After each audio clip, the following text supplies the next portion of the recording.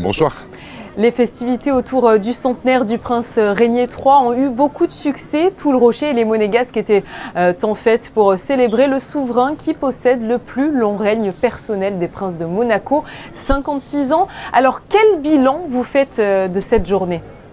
Un très très bon bilan puisque au-delà des Monégasques que vous venez de citer, la famille souveraine avait également souhaité que la population dans son intégralité soit invitée sur la place du Palais, c'est-à-dire les résidents, ce qui a généré chez eux une grande joie. J'ai été interpellé par beaucoup de résidents de la Principauté me disant qu'ils avaient fort apprécié cette invitation et ils étaient très réjouis de faire la fête aux côtés des Monégasques pour le prince Régnier III.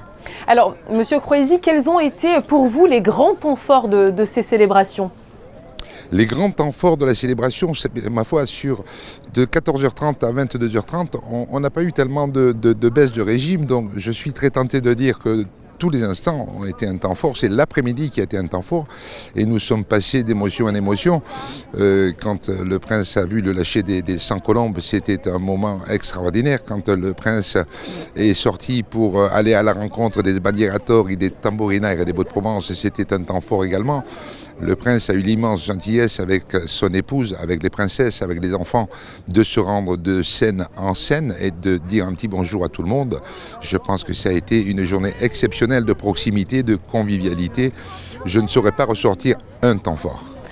C'est vrai que c'était une vraie fête populaire, comme l'aurait souhaité certainement le prince Régnier III. Le public, vous le disiez, était au rendez-vous. Est-ce que vous vous attendiez finalement à un tel succès ?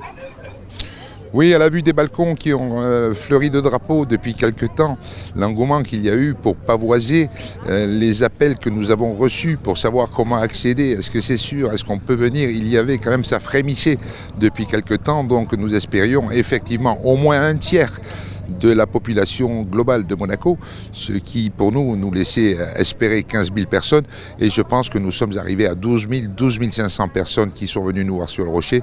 On est très satisfaits.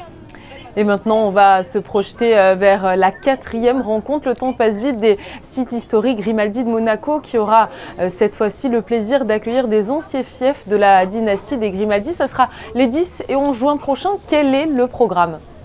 Alors 10 et 11 juin prochain, nous allons recevoir des sites historiques de l'Alsace avec 5 communes. Nous allons recevoir Duras, Prats de Moyo, Parthenay, notre chère ville de Luciana en Corse. Et sur 2 jours, effectivement, on va voir d'abord comprendre l'histoire qui lie ces communes, ces régions à la Principauté de Monaco, et puis découvrir un petit peu leur culture, leur artisanat. Ça va être encore un moment magique avec des spectacles de grande qualité sur la place du Palais. Merci beaucoup à vous, Albert Croisi. Je vous remercie, bonne soirée, au revoir.